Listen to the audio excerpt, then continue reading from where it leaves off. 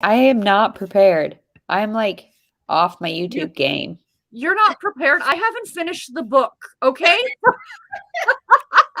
Welcome, everybody. Hi, everybody. Welcome. I'm glad I text you. That's funny. Hi, everybody. Welcome. Today we are here with the Book Sisters, me, and I've got, of course, the lovely Chloe from Always Booked and Bree from Falling from Romance, and my co-host on the Categorically Romance podcast. And we're here to talk about book club.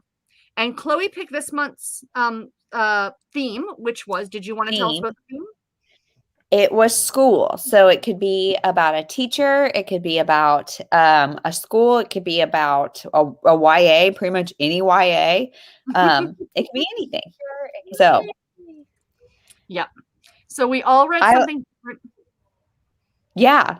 And I made a low-key challenge for myself to read everything having to do with school off my shelf. So I read 3, but I read the one I picked too. Good for you. Yeah. I'm almost done the one that I picked. There you go. But I feel because it's a memoir and they're each chapter's like an individual story, I still feel like I can talk about it. Yeah. You know what I mean? Yeah. Yeah. Wait, Sarah, remind us what you read or are reading. Educated by Tara Westover. Oh, yes. Okay.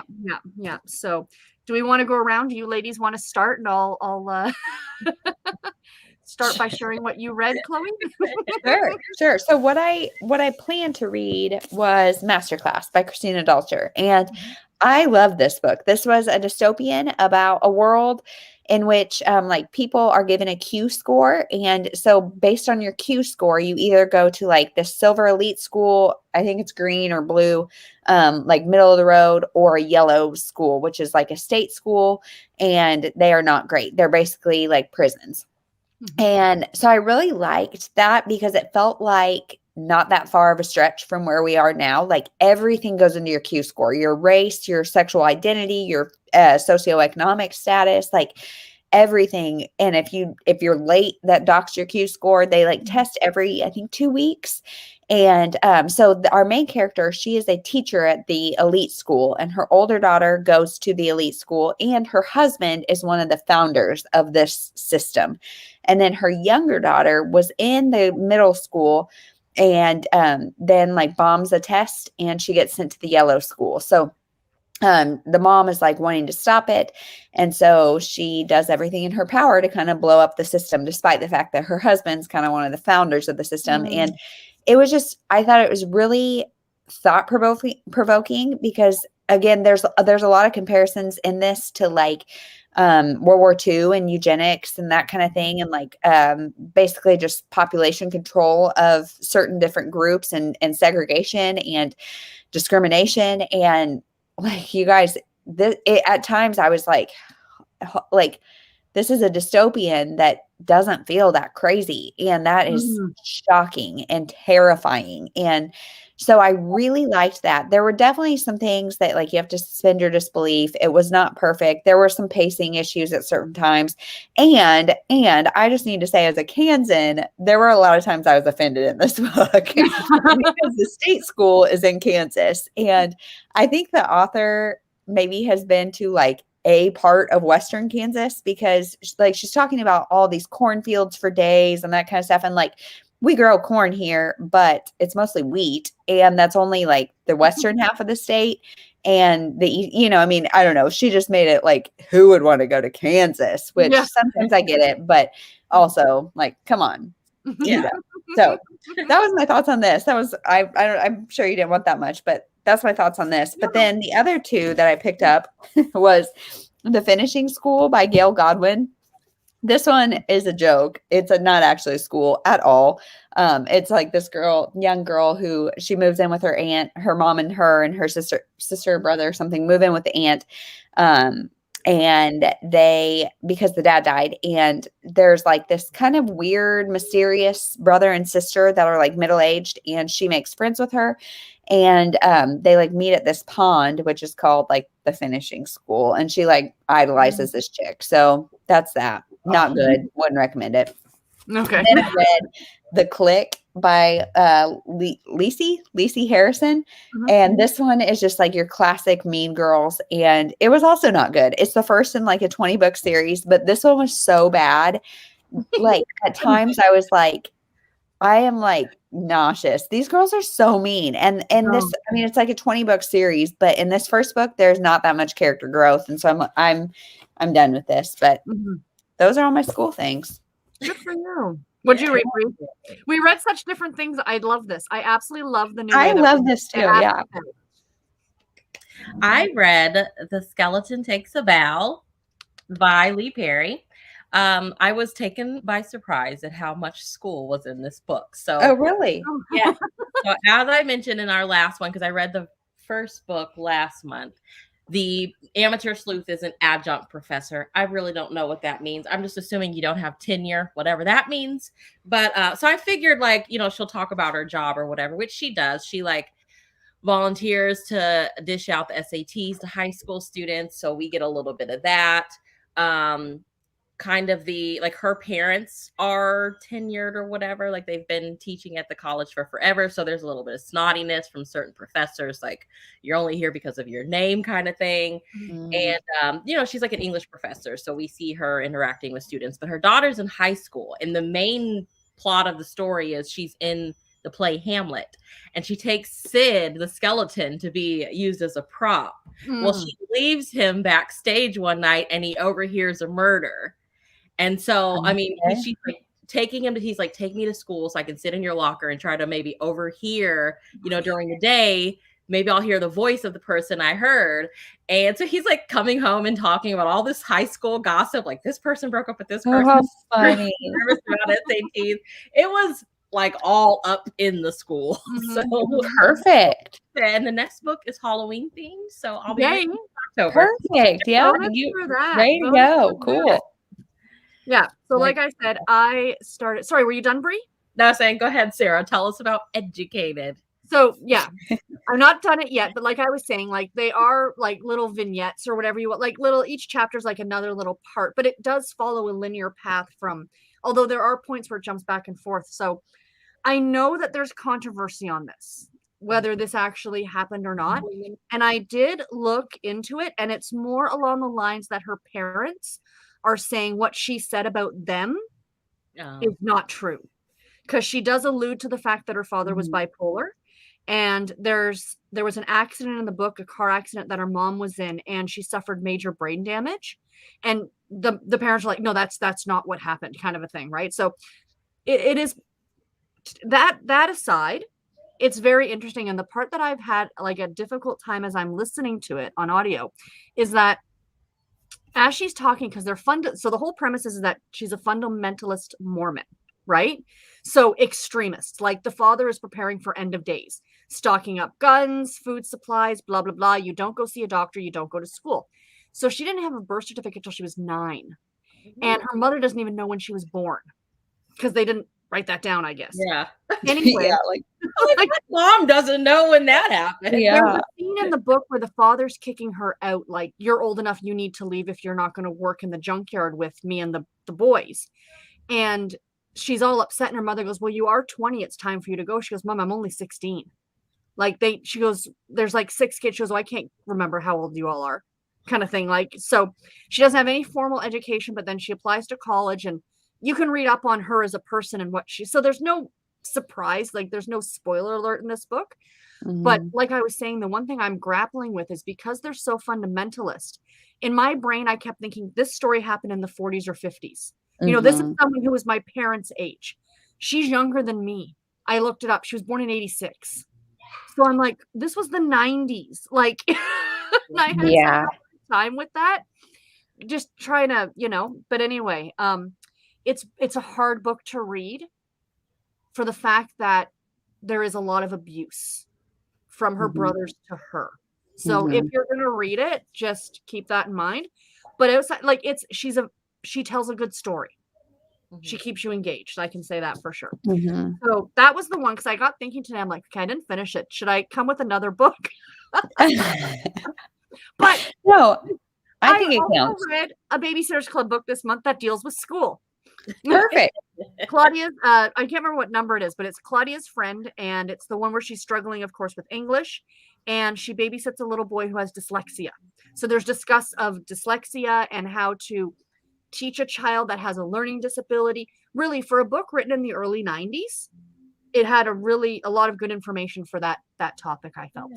Yeah. Cool. So, yeah, Sounds like we had some good winners. Yeah, Everybody hi, in the everybody. chat, what did you guys read? Did you Yeah, read what did you guys in anything? the comments read?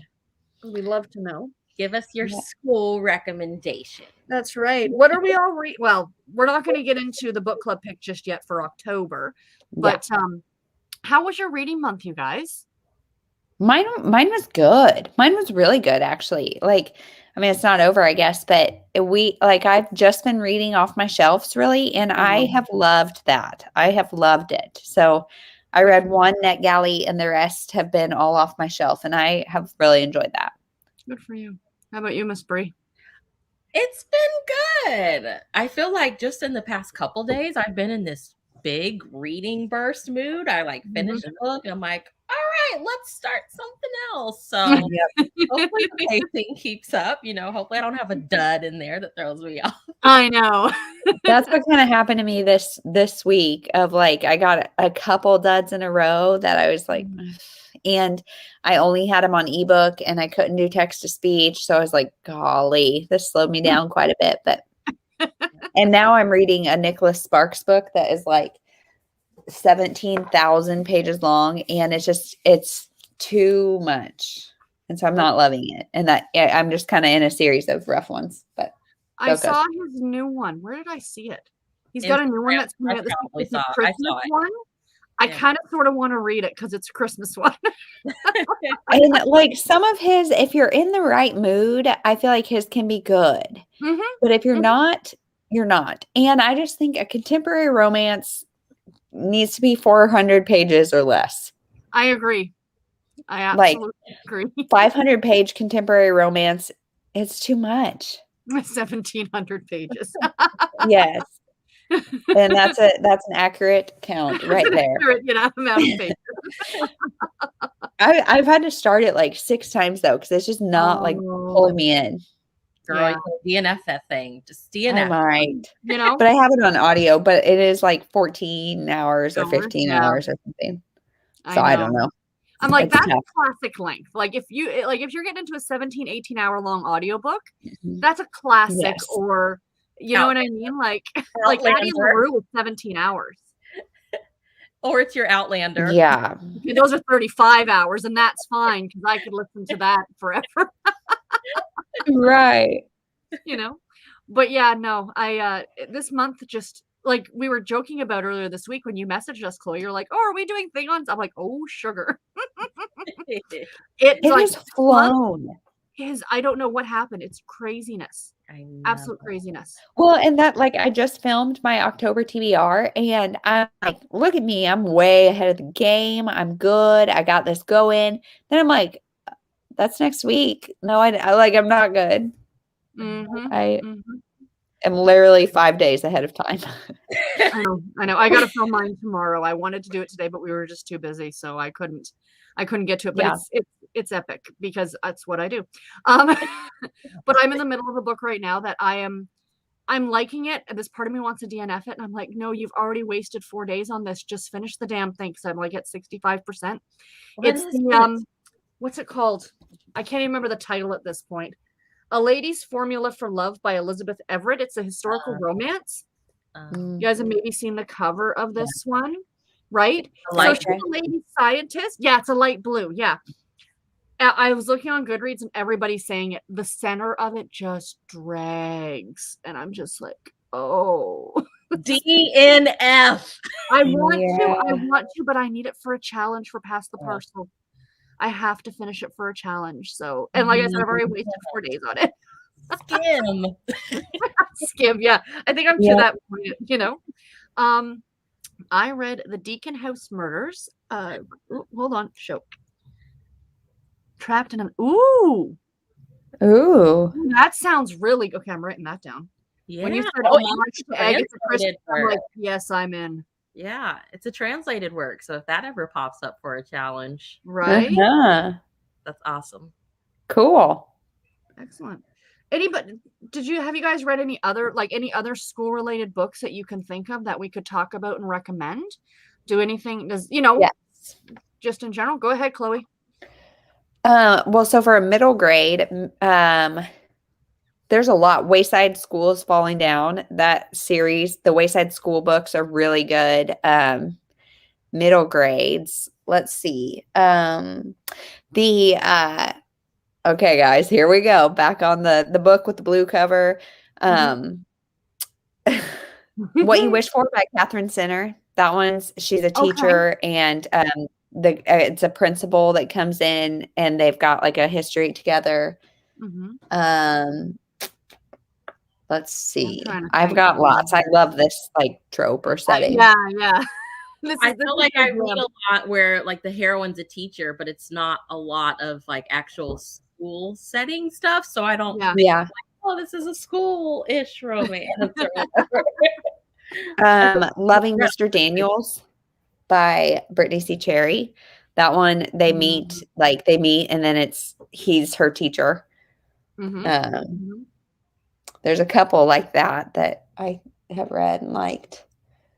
I'm just looking to see what I can find off the top of my head. Yeah. Boys I Loved Before by Jenny Ha. Absolutely. I'm like, what YA have I read? Oh, most of it doesn't even take place. Sweet Valley High. I'll say Sweet it right Valley now. High. There you go. Boom. Done. Trying to see what else. I'm trying to think of like what just comes to my head because I don't have my glasses, so my jokes are a little blurry. Erin shared hers. She read Beyond the Point by Claire Gibson about a military academy. That is so cool. She gave it 4-star. Great, thank you. Graduate by Naomi Novak is a dark academia. Okay, I don't know what that means. Can someone legitimately explain? Because I'm sorry, I don't know what dark. It's gonna have to be you because I don't know that either. Like, what does that mean? Yeah, I'll show my ignorance. There's a ton of YouTube videos on it.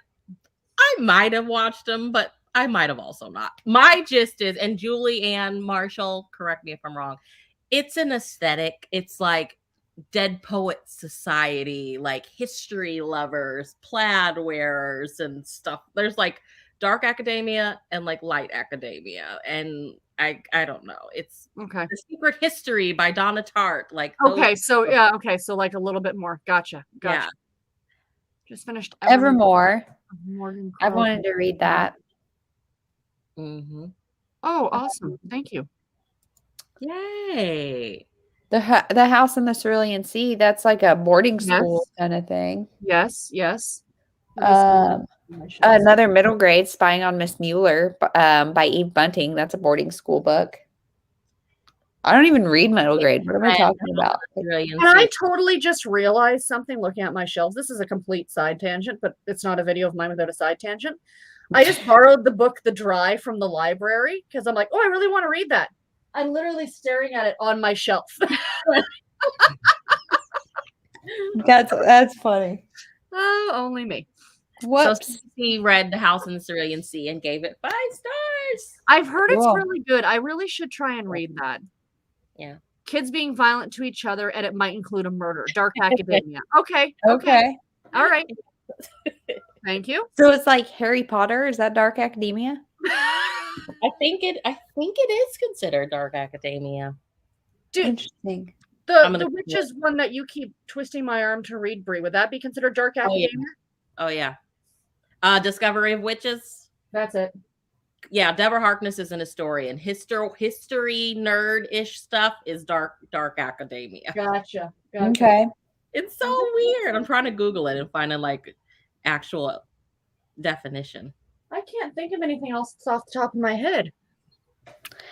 One of the books that I didn't get to is My Dark Vanessa. Obviously, that would be my friend's reading it, and she's like, as I think mostly teachers are the ones that are like, can't do this. Yeah.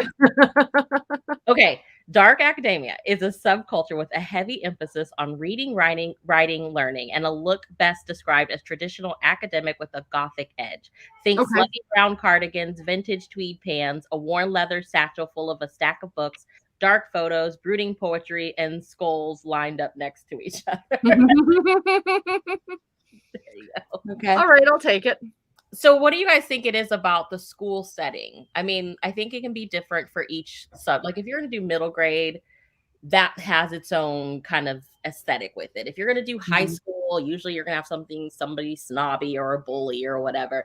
And then college is going to look different. But what do you think it is about school settings that we need in books, we enjoy in books? Like, what do you think?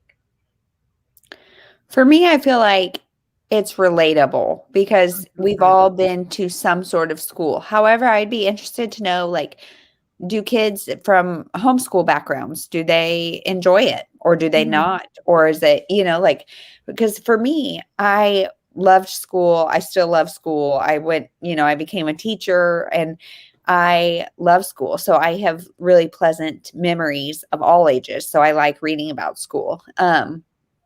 But that's because of my experience. If somebody had a different experience, I don't know.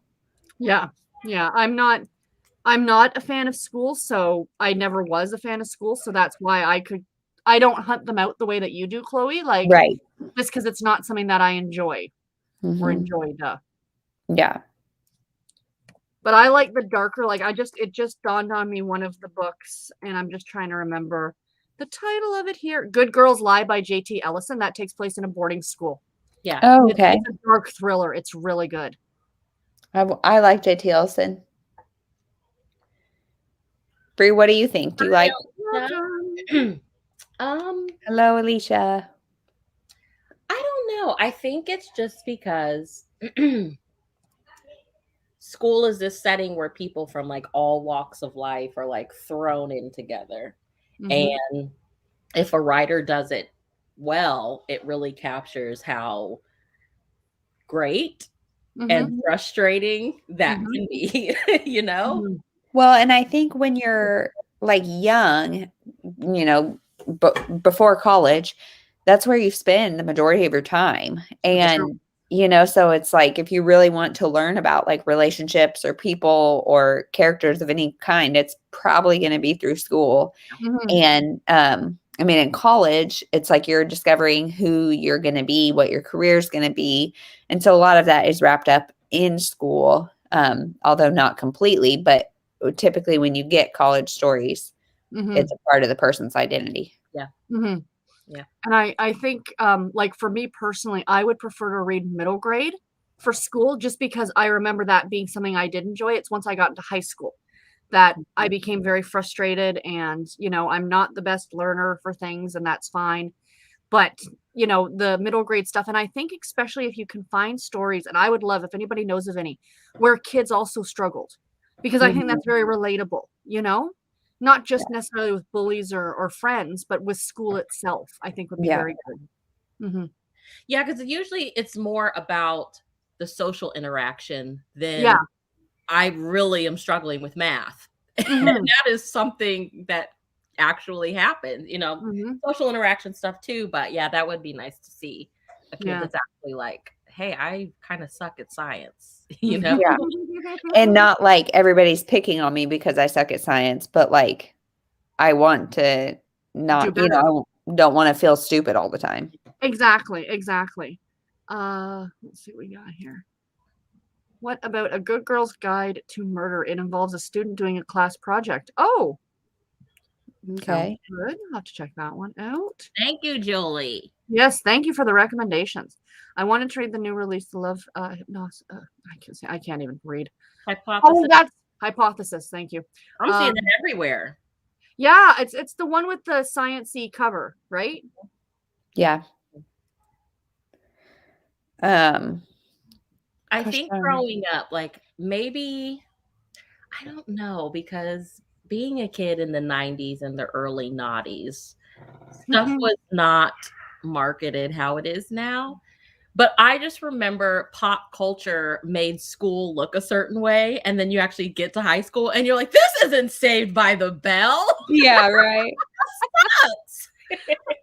I remember talking about that to somebody and being like, in Sweet Valley High, there were sororities. I'm like, no high school had sororities. And like the cafeteria was not a cool restaurant that you got to go hang out in. Right? Like, okay. Actually, my high school was. Oh, really? That my high school was. Yeah. Yeah. Interesting. Like not a full-on restaurant, but it was like the place to hang out. And every Really? group had their specific area. Yeah. Sure. That's so cool. That's what us kid. It was Canada. You can't go outside in the winter. You had to do something, right? True. What other schooly books have you guys read? I'm trying to think. Class Mom by Lori Gelman. That one I would highly recommend. Oh, okay.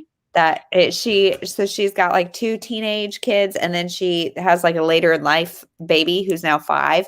Mm-hmm. And so she decides to be the class mom, and she writes these emails. Like, she is not your typical class mom, and it's hilarious. It is very funny. And they go on, and the next one is you're I don't know. There's 3 of them now, and they've all been really good. Oh, I thought of something. That Jodi Picoult that I read. She's like a Egyptian mythology student in the. Oh yeah. I don't know where they sent me. I got a copy. Yeah, I haven't read it yet. It's on my shelf. Teach Me by Olivia Day. Have anybody read that? Oh, I want to read that one. Which one? What is it called? Teach Me. Teach Me. Oh. I just noticed it on my shelf the other day. Like, I got an Olivia Day, but it's all the feels. It ain't. I think in romance, right? So I think in like adult romance, it's like a small thing. I don't read new adult, but I'm assuming in new adult you might get more of those schoolish. What's that Candy Steiner series? Palm South University. Yeah, I mean, I don't know how much school plays in it, but I feel like that one is like pretty much no school, all Greek life. Gotcha. So I mean, that's a part of college, but there was another series I read that was a new adult that they went to Boston College or something. God, I can't remember the name of it. Something Clementine was one of the books. By the 3rd one, I was like, I'm done with this. Yeah. Yeah, I just think like in adult romance, you're gonna get into some taboo, like teacher-student stuff, like the gems on Kindle Unlimited. But well, there's my question. What do you guys? Okay, so there's a question in school related. What are your thoughts on the whole, like, very adult? I know it's not something you read a lot, Chloe, but we see it around on the whole student-teacher kind of. You see that a lot in new adult, I think. Ooh. That very scandalous, like the teacher's young, they're only 22, and the person's in college, so they're 18, so it's all legal, but it's that power of authority thing that I don't agree with it. Simone had a novella. I think it's called Grading Curves, and I've heard that. An interaction happens. The professor gets a tattoo by this guy. And then the next day, like, she's new at the college. The next day she goes to her first day to teach, and there's the tattoo artist in her class. But it's like college, it's a little different. I don't know. Yeah. Elf school, huh? Elf school. Hey, why not? Julie is like the on top of recommendations. Dropping it for a quick hi. Oh, and Shannon. You're cleaning, Shannon. Cleaning up. Yes. If you're free, you can come by and if you're free. Yeah, right. I've got some house you can clean. Alicia, I heard about that on Books in the Freezer podcast. Sounds interesting. Yeah, it does. She's I want to read. Okay. As the 4th. Great recommendations. I am the family. I'm the 6th kid, and so they were like, "Oh, you're Drew's little sister." Yeah. Give me a chance. Right. Please. Yeah, I think as far as the like those blurred unprofessional lines blurred. Mhm. I think we talk about the romance and the fantasy. All of us at some point, you might have had a hot teacher. I don't remember having any hot teachers, but Mhm. maybe some girls did, and that's the fantasy. I think in college I probably did. I don't know. I spent Or most of college- TAs. Like in college, I remember having hot TAs. in college, I spent most of it drunk, so we won't go there. Everyone's hot when you got your beer goggles on. Right? The legal drinking age here is 19, so like you're in college. There you and go. literally There drink, you right? So, go. not my fault they had a bar on campus. Canada strikes again. 2 Right? points. Canada for the win. Everyone's doing it. You might as well make it legal. You know? You know? But yeah, no, college from what I remember was fantastic. From what I remember. For that one semester I was there. Oh my God, that was so embarrassing. I don't know why I'm talking about that. Okay. I don't mind the student teacher thing. I don't know. I mean, like you said, like I definitely have a hard line of what I think is okay. Like if it's like predatory or grooming or any of that, I am not into it. But if it's like they met somewhere and he just happens to be her teacher or she happens to be his teacher, like whatever. That's fair. I know I read one, it was a Harlequin, The Librarian and the Bad Boy, which is just totally like a Harlequin title. And like I love the cover because she is like the most prim and proper, like the collar's up to here and the pencil skirt, and he's got like his sleeves rolled up and you can see the tattoo, and I'm like, this is just so cliche. So cheesy. So cheesy. Fun, you know? I wish it was the guy as the librarian all buttoned up. So you know, can we please get that graphic? Oh, I've heard about Heartstopper. Yeah. That one. Yeah, that would be fun. Oh, speaking of graphic novels, one of my absolute favorites, Giant Days. Giant Days. Yes, that one is fabulous. Broken Girls by Simone Yes, St. that James. was really good. Thank you. There was a bar on my yes. Alicia, are you Canadian, Alicia? All this talk about, I was telling Sarah, we've been trying to figure out where we're going to send our kids to school. We'll just send them to Canada. Let them have a good old time. There you go. Legally drink. One exchange. Yep. School exchange, yeah. Yeah, right. When Ainsley's like 18, 19, wanting to go to Canada. Now I'll know why. Mom's coming. She wants to right. hook her up with a hockey player. There you go. There you go. Mom and Auntie Bree are driving you to Canada. Right. It's the same program, but you guys have to come. Perfect. All three of us are going to be like, bye, girl. Good luck. Yes. Oh, she's from New Jersey. Okay. Close enough for me. That's practically Canada, isn't it? It's close. Compared to how far I am from right. Chloe. Yep. Yeah. I don't even feel like, you remember when we were like teens, I feel like even TV shows, there was a lot of like school stuff. Yeah. Like kids have 90210 and yeah. Well, okay, so let's talk about this. I remember coming home from school and watching shows, like from 4 o'clock to 5 o'clock or whatever. I would watch shows, and it was always Saved by the Bell and other like schooly shows, or else like Sabrina, the Teenage Witch, where she was either in school or she just got out of school. And you know, now with the like streaming, do kids like, does it matter? You know what I'm saying? Like those shows were so relevant because the kids that were watching them were kids that were in that exact same situation. Now shows are streaming constantly. They don't have an airtime per se. Yeah. And so do we do shows about school because we don't know what kids are coming from when they're watching? If it's a weekend, if it, you know, we don't know what they're doing. That's a good point. I never thought about that before. Yeah. Like because that was so targeted of like, we know what's going on with these kids. Even like Saturday morning, well, Friday night and Saturday morning, you know, I remember coming home and watching TRL, but I don't remember when California Dreams came on, but there were lots of scenes in them in school. USA High, I think they were like kids living abroad. They never talked about their parents, but whatever. Yeah, of course.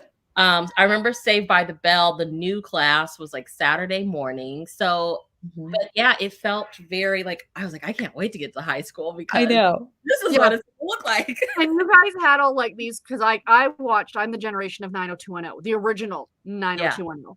And I mean, Melrose really, Place. I had kind of aged out by the time Saved by the Bell came. I knew what it was, but I didn't watch it like the rest of y'all probably did. But I mean, I grew up with Degrassi. Like, for anyone who knows Degrassi, my cousins actually went to the actual high school Degrassi. It's in the city. And like, if you compare that to like 90210, it's like apples and oranges. It's ridiculous. Like, looking at it, Degrassi was so much more real. Yeah. Whereas 90210 was like too California. And I don't want to generalize to people in California, but I think you know what I mean. Too like top 1% in California. Like too Sweet Valley, too, you know, like.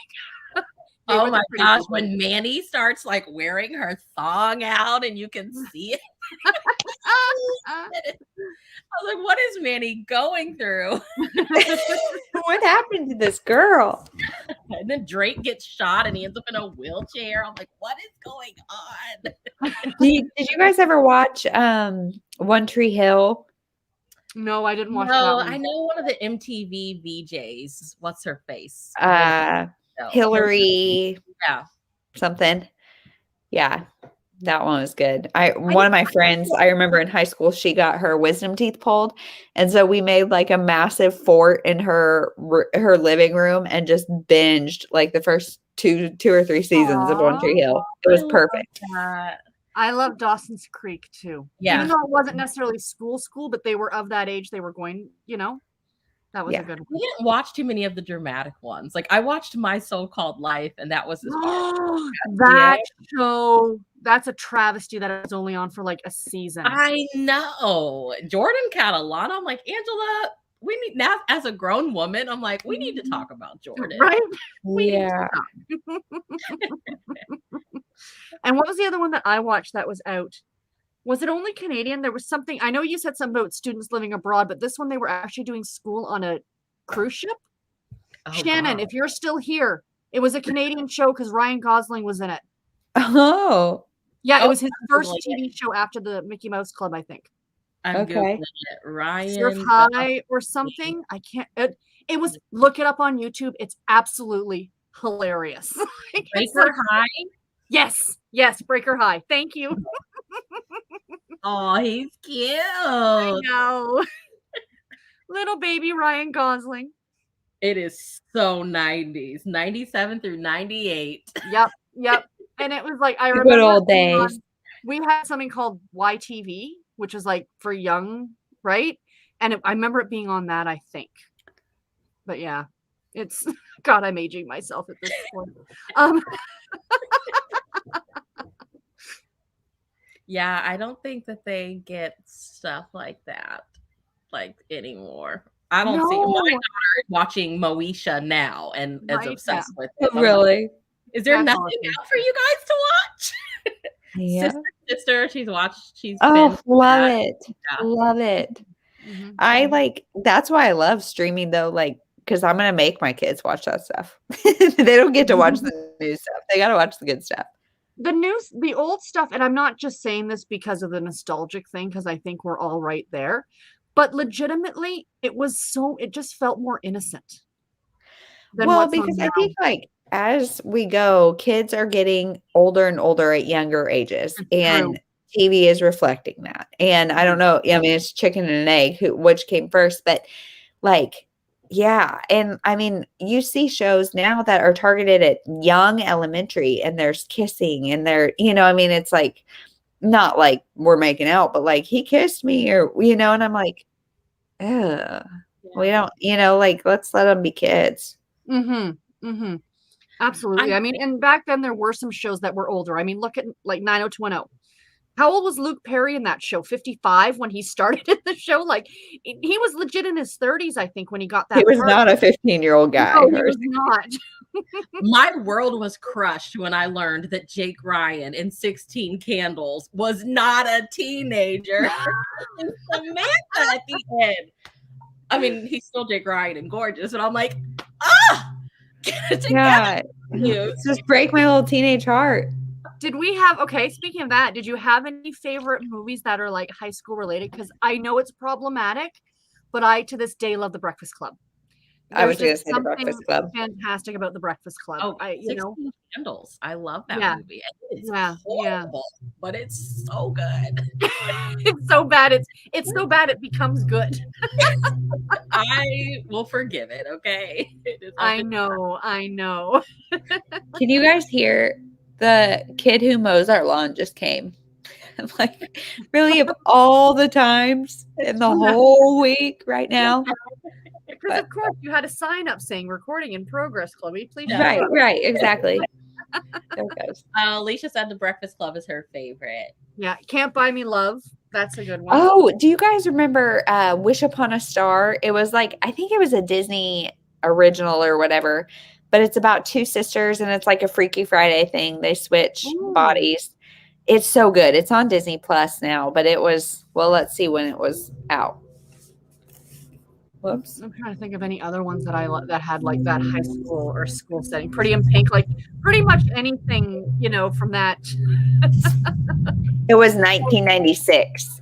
It's I mean, so good.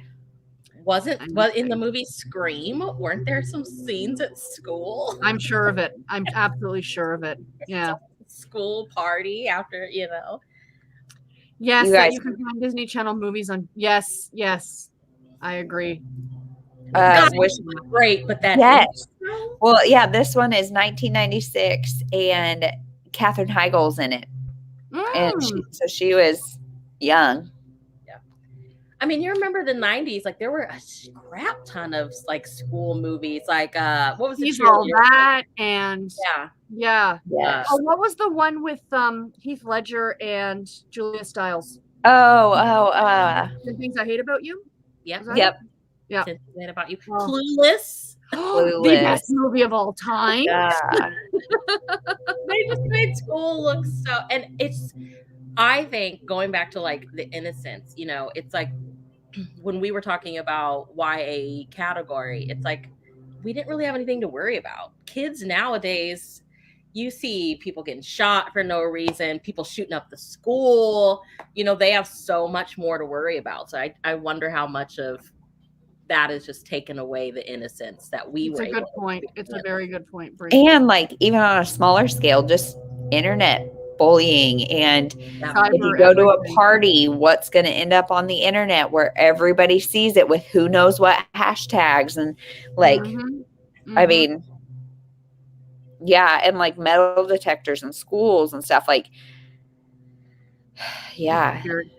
I can tell you my high school, the year after I left, and I'm 42 now, they had metal detectors installed the year after I left. Well, again, Canada's progressive. They knew the shit that was to come. You know, plus my high school area was a bit on the rougher side, but still, like, we had like drug sniffing dogs in all the time, but it's a lot different now. And I actually am very not worried, but I do get concerned for my niece. You know, like I just want her to be safe, you know? Yeah, we had like metal detectors in like one of my school, like you had to enter through them, and then I switched schools so much, and then the second school they would like go by your locker or whatever, and we had to wear clear backpacks. Like you had to buy backpacks. Yeah. Wow. Yeah. I can just imagine. I wouldn't want to be a kid now. To be completely honest, I wouldn't want to go back and be a kid now. Yeah. No, I remember being scared of that kind of stuff because Columbine happened obviously when I was still in school, and I remember being scared. And I mean, did you read that book? She Said Yes. Oh God, I reread that book like back to back. I was obsessed. I did not. I read it once, and I think I like cried and was scared to go to the library, and like was not okay. Yeah.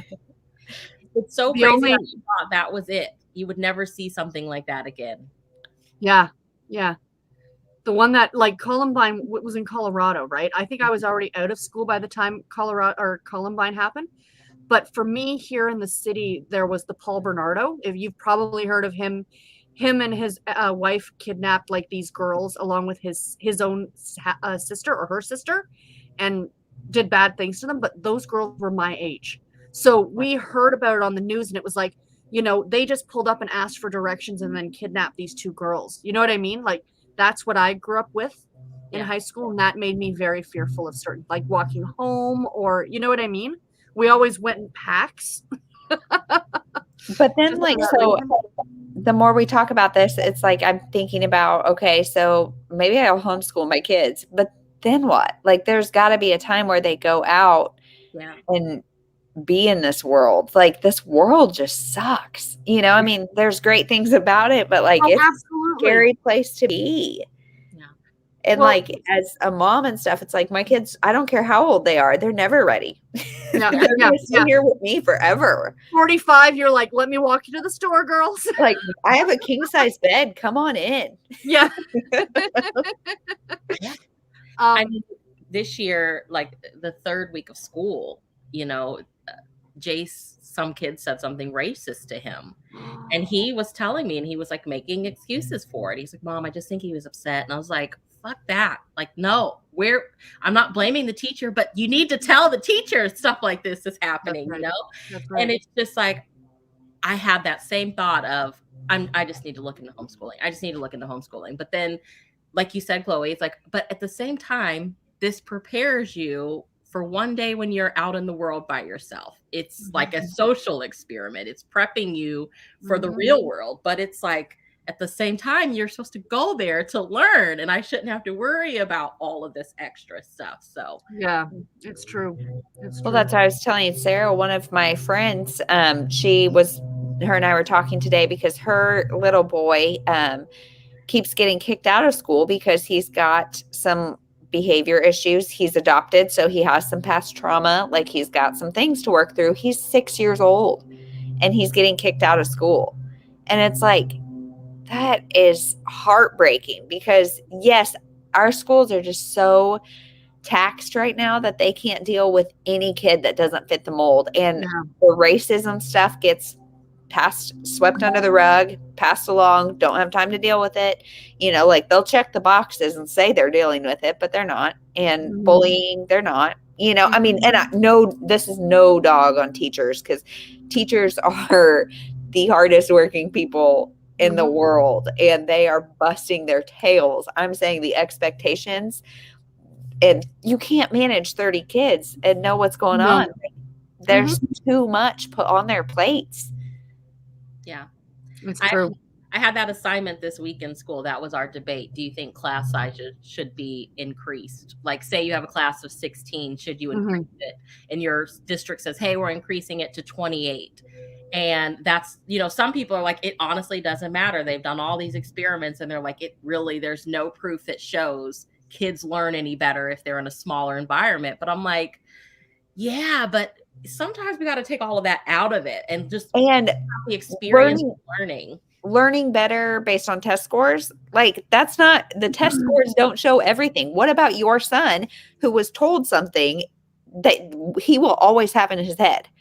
And that was not caught because there's however other many kids in his class. Like, if there's 10 kids in a class and somebody's being a little asshole, you know it. Yeah, if there's 30 kids and somebody's being a little asshole, you may not know. And it's true. Like, so, okay, yeah, Jason's test scores may be the exact same, but he now has a scar on him that he should not have. Yeah, I agree. Clearly, I can get on a soapbox about this because I think, like, it makes me so upset that these kids are unless you are even kids who are high achievers, like, unless you are these kids that are right in the middle of the road doing exactly what the government expects you to do, you're screwed, And like somebody said, the best thing is for parents to be involved. That is 100% true. But if you're sending your kids somewhere for 8 hours a day, it'd be nice to be able to trust them. Yeah, absolutely. And not to say the teachers are doing anything wrong. I'm saying it's the system that is doing something wrong. It's the system that's, I know when I was in grade 5, I was struggling a lot with math, and they had a meeting with my parents, and their solution was to hold me back. And my mom's like, no, like. So what, in a year she'll get it magically? My dad's like, you're going to put her behind all of her friends. everyone else is going to graduate before her. So through that summer, I had to go to summer school. I did tutoring, and I got just enough that when they put me back into school the next year, I was in a 5-6 split class. I don't know if you guys have ever done this in the States or anyone else has done this, but I was like, one poor teacher was teaching both grade 5 and grade 6. Wow. Yeah, so I kind of got like in grade 5, there's kids who are like a 4 or 5, and there's kids who are 5, 6, and then within grade 6, there's 5, 6 kids, and there's 6, 7 kids. Like it's true. So like their solution was just to wash their hands of it and be like, "This is what we're gonna do." Start over next year. I don't have time to deal with it. Kind of an idea, and that was 30 years ago. And like somebody said, as a substitute teacher, I have a hard time with huge classes. Yeah. If anybody says, should class sizes be increased, you go and spend 8 hours with 15 kids of whatever age, no matter what. Managing 15 children is a challenge. And then also like getting them managed and taught and like in an effective way for all 15 is hard. Like teachers, man, you got a hard job. Absolutely. And I think that this year with the pandemic, I think a lot of people have started to realize how difficult it is. Yeah. Just having their little ones at home, and having to be that teacher or be the one who's trying to make sure they do their work. Now imagine that times 20. Yeah. You're only dealing with little Billy, not and little Billy. Little Billy really well. Yeah. Like I know my kid's an asshole. Yeah. Yeah. Well, and then too, one of the things that we learned here, and I don't know, you have to let us know, Sarah, how they do it up there. But Chloe, you probably know this. I just learned about it. Like here in the States, they have that Common Core. So the idea is if my kid moves from San Antonio to Kansas City, they should pick right up with the math all being taught the same way. Yeah. Well, Texas is one of the states that didn't do it, of course. Why not? I think is great.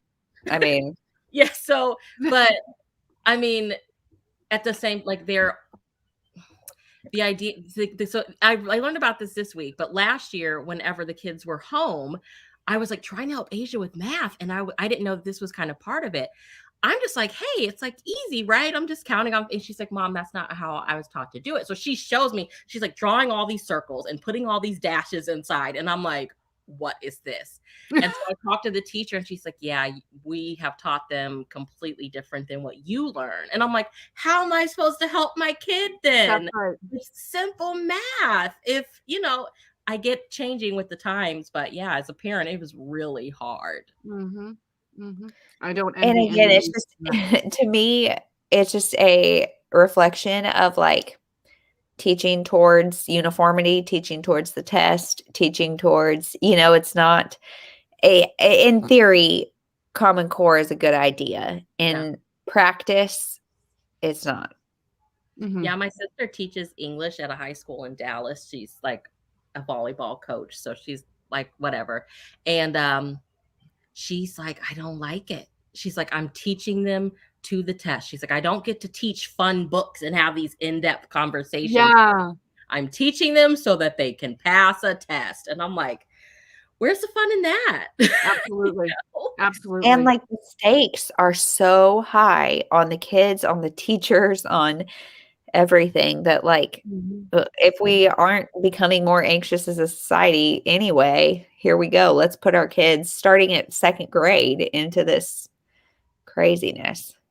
But I watched a John Oliver. It was from seasons ago, and he did a whole thing on standardized testing in the States, and it opened my eyes because we don't have, like, we do have it here, but not to the extent that you guys do in the States, and the effect it has on kids, the effect it has on teachers. It was really, really an interesting episode.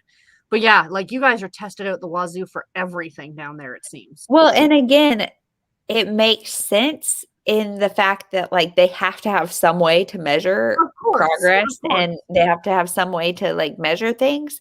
But it's gotten out of hand. And that's where reading masterclass, it's like all of these things start with good ideas. Common Core, having a universal curriculum, cool, great. The way they've done it, hell no, and even things like critical race theory, in theory, that's great. But the way it's being implemented in certain schools, not cool, like there, and just name your thing. Like, I don't know. I know. It's frustrating. Yeah. But there are like programs out there for anyone, because a lot of these teachers, they fund their classroom stuff by themselves. Completely. Support them, Most teachers will have an Amazon wish list. And you guys, that's for like markers and like stuff that the children need and stuff that they are not being given by their schools. Yeah. Mm-hmm. I saw some teachers like, hey, books from my classroom, if you could help me out. And just seeing the help that they got, I was like, that's good. That kids are like decoration on their walls. Like if it's left to the school's budget, there's nothing on the walls. There's nothing. No. There's no books, I mean, there will be a handful, but yeah. And like I've gotten addicted to like Allie Dunn. She used to have a booktube channel, and now hers is just her like teacher tube. I don't know what it's called. But it's so good. Like she teaches middle school English, and it's just like if you ever question how much work a teacher does, dig into some teacher videos on YouTube because they're busting their ass, you guys. For sure. And like they're the queens and kings of thinking on your toes and being flexible because it's hard, you guys. Like school is for the students, it's one thing, and it's interesting to read about in all these books we're talking about, but like for a teacher, it's hard. Yeah. Absolutely. I love her. Watch the Chronicles of Teacher Tay. He teaches music up in like Massachusetts. Oh wow. Rabbit hole to go down, I swear. They're so good. Like I've fallen hard, you guys. I am like making a lot less content, consuming a lot less content, but I'm like deep in the teacher tube hole. Yeah. So what's our next month's pick? Sarah, you are the next pick. So we in October, sorry, I just lost my train of thought. So in October, we are going to be reading now the reason why, okay, let me explain why first. So I'm sure you need to justify, girl. A lot of people are probably thinking Sarah's gonna pick Halloween. October is Halloween. She's gonna pick spooky. No. October is also Canadian Thanksgiving.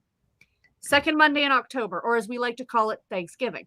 And it's not, for anyone who's curious, it's not the Pilgrims, the standardized US version of Thanksgiving. It's to thank for the harvest, because it's like the end of the harvest season up here or whatever. So anyway, for that reason, we are reading books that are either set in Canada, written by a Canadian author, or deal with a Canadian type topic. So Canadian, that is the theme for next month. So do you guys want to share your books? Bree, go ahead. New Susanna Kearsley, baby. Yay! I'm so excited. Cool. When Sarah said it, I was like, I think Susanna Kearsley has a book coming out in October. Boom, there she is. Good stuff. What about you, Chloe? I am reading Never Let You Go by Chevy Stevens.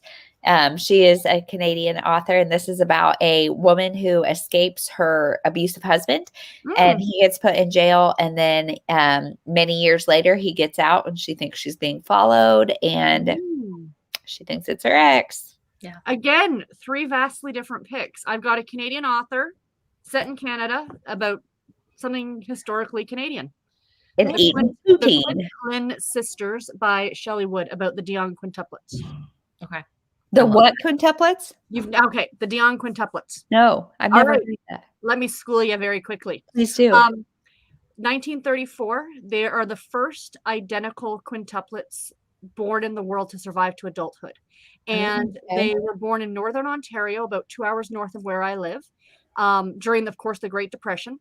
They were taken from their parents by the Ontario government and put on display in like a fair of some kind. Yeah, a carnival. Yeah. Like I hate to attune it to this, but if you've ever seen the Simpsons episode where Apu has the 8 octuplet babies and they put them like on show, that's what this is mocking. Oh my God. It's a true story about these girls. Wow. And I was telling my mom, because I know the story already, but this is a fictionalized account of what happened. But I was telling my mom, I was reading like the author's note in the back beforehand. And at one point in 94, 2 of the sisters are actually still alive. that 3 of them were alive and they were living on a combined pension of $800 a month. But then it said at the bottom that between 34 and 41, 1934 and 1941, they made the Ontario government over $500 million. Oh my God. Wow. Living in poverty it's expensive up there. $800 a month is nothing. No, it's nothing. That's absolutely nothing. That's a pittance. But yeah, I'm really interested because like we went up to North Bay, which is around the area. My mom has family up there, and I went to the museum, and I've been obsessed kind of with their story since I was a kid. So when I saw this book come out, I'm like, oh, I got to read that. Yeah, that sounds good. Yeah, but a historical fiction. So 3 very different. Yeah. Mine is historical fiction too, Luxorism. Oh, is it? Okay. Autumn 1707, old enemies from the Scottish Highlands to the borderlands are finding common ground. Queen Anne wants to calm the situation. There's a young widow. Her husband was killed in whatever war. She wants, compensation and stuff like that. And it sounds like there's a romance. It's Susanna Kearsley, so it's going to have a happy ending. It's just going to take a while to get there because her book's not small. So, the Chef Stevens one is kind of thick too. I don't know. I don't know. This one isn't so bad. I mean, it's kind of big print. Cool. It should be fine. And there's newspaper articles in here too. So like that will go a little bit faster, right? We're going to have a good month, ladies. It's October. It's Halloween month. It's Canadian. Yes. It's Victober. It is Victober. Anybody participating in Victober, or am I the only crazy one? Gothic Tales I might get on audio when it comes out. I am going to listen to that. Yeah, I might. And Rainy's twisted my arm to read Wuthering Heights with her. I cannot wait to hear your thoughts on that. I am good on that one, Rainy. Lorraine. Yeah. You're sad, Sarah. I can't do intentionally sad. I have to be in the mood. I know, but I'm also going to read Alice in Wonderland because that's Victorian. So maybe I'll just watch the movie and get the gist of it. My favorite part was the talking caterpillar. Oh, wait, that wasn't Where is he? Yeah, what? But yeah, Canadian author, like, of course, everybody knows Margaret Atwood is a huge Canadian author. For anyone who is romance fans, Jenny Holiday is Canadian. Oh, I didn't know that. Yep, she's from Ontario. What's the one I pulled off my shelf last night? Jennifer Robinson. She writes historical. She's Canadian. So yeah, just do a search on Canadian authors. You will find something for sure. Can you use authors that live in Canada? Authors that live in Canada? Like Somebody mentioned her earlier. Simone St. James is Canadian. She's from Ontario. James, yeah. Mm-hmm. So okay. Yeah. Okay. Cool. Well, I can't wait to see what everyone's going to read. So in October, we'll be on Chloe's channel. Yes. Happy reading, everybody. And the time, you guys will always just stay tuned to Instagram, and we'll try to schedule it a few days ahead. My daughter, she's switching to indoor soccer in October, and they said her games will be sometime between 8 and 5. Helpful. Yeah. So, not sure, but keep in touch and let us know on Instagram or anywhere what you're reading, and we'll see you at the end of October to celebrate some Canadian love. Yay! Bye, everybody. Bye. Thank you so much for watching. Bye.